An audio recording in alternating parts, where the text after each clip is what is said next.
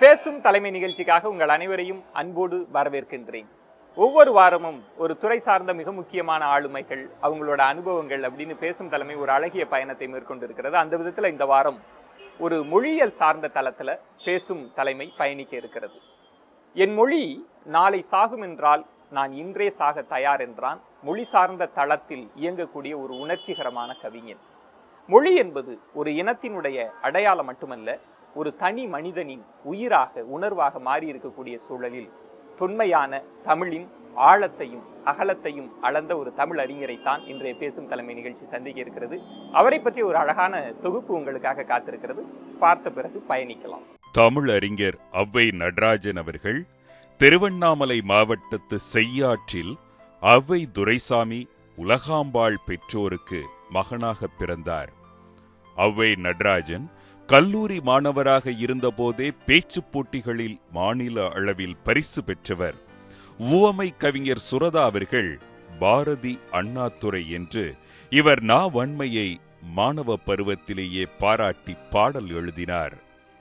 1958-60 ஆண்டுகளில் தஞ்சையில் சரபோஜி மன்னர் கல்லூரியில் விரிவுரையாளராகவும் 1960 ஆண்டின் பிற்பகுதியில் அனைத்திந்திய வானொலியில் செய்தியாளராகவும் 61-65 ஆகிய 5 ஆண்டுகளில் மதுரை தியாகராசர் கல்லூரியில் தமிழ் விரிவுரையாளராகவும் பணியாற்றினார்.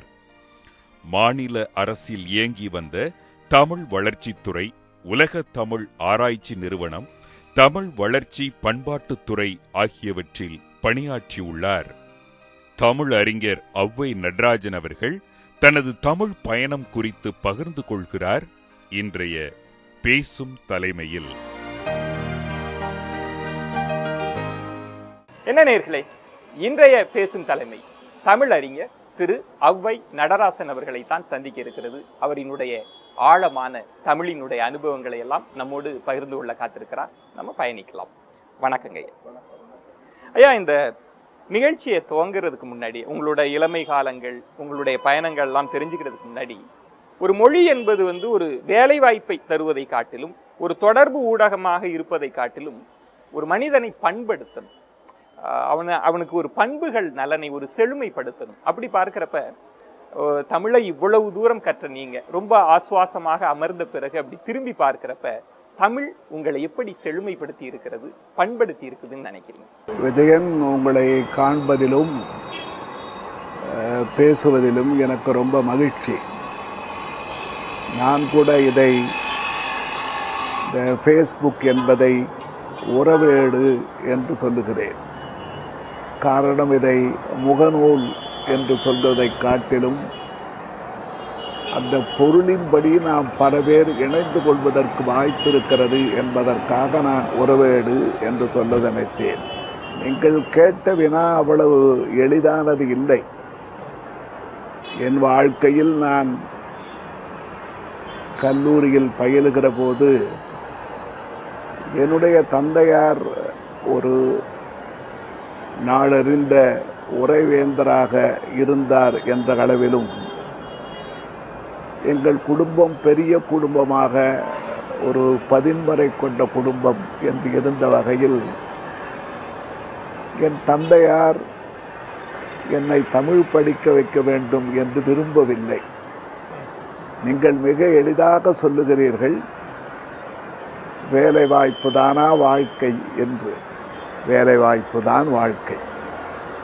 காரணம், அவர்கள் எங்கேயாவது பணி செய்து தன்னுடைய திறமையை ஏதேனும் ஒரு துறையில் அவர்கள் புலப்படுத்துவதற்கு வாய்ப்பாக இருப்பதைத்தான் ஊதியம் தருகிற வேலை என்று நாம் சொல்ல வேண்டியிருக்கிறது. அந்த வகையில் அப்போது தமிழ் படிக்க அவர் விரும்பவில்லை. ஆனால் எனக்கு வேறு படிப்பு வரவில்லை. அதுதான் உண்மை. நான் அறிவியல் படிக்க வேண்டும் என்று அவர்கள் விரும்பினாலும் கூட நான் அப்போது இந்த படங்களை பார்ப்பது, தாள்களை படிப்பது, உரைகளை கேட்பது, அறிஞர்கள் பேசுவதையெல்லாம் கேட்டு மகிழ்வது என்று என்னுடைய ஆர்வம் வளர்ந்ததனால் அந்த கல்வி தமிழ் கல்வியாகவே முடிந்தது. இன்னும் சொன்னால் விஜயன் 1947க்கு பிறகு என்று ஒரு கணக்கெடுத்து பார்த்தால் அப்போது தமிழ் உணர்ச்சியும் தமிழ் கிளர்ச்சியும் எழுச்சியும் பெருகிய காலம் அது. அப்போது பேரறிஞர் அண்ணா பேசுவதை, கலைஞர் பேசுவதையெல்லாம் நாங்கள் கேட்டு கிறுகிறுத்து போனோம் என்று தான் சொல்ல வேண்டும்.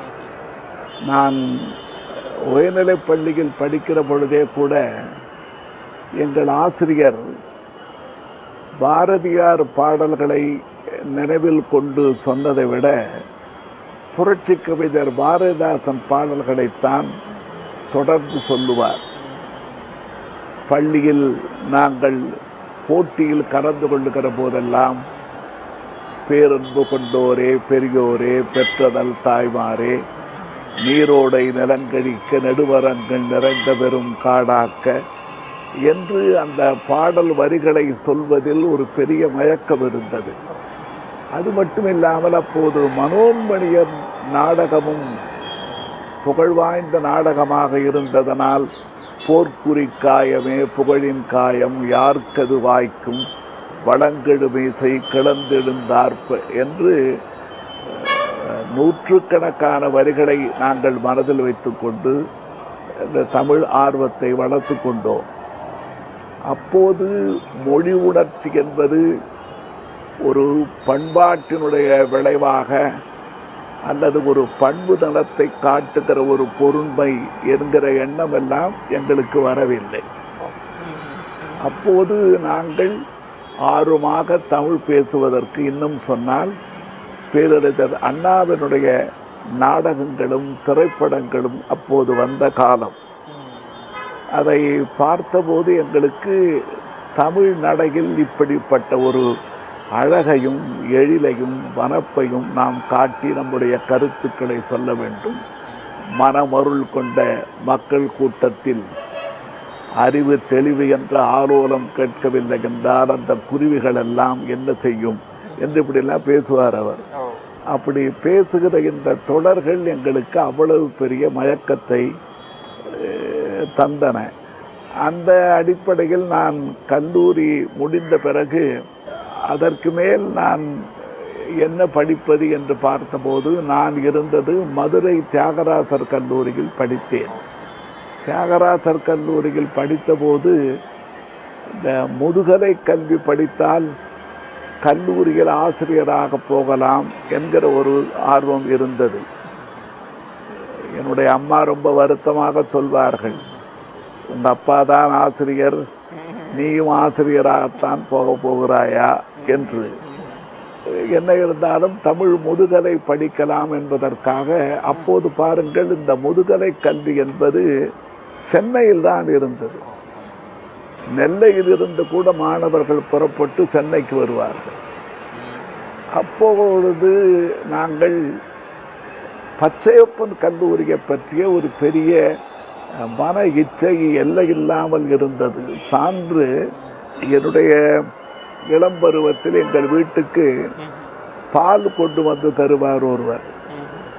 அவர் ஒரு கையில் பால் குவளையையும் ஒரு கையில் கல்லோ காவியமோ கதை நூலையும் வைத்திருந்ததை நான் பார்த்திருக்கிறேன்.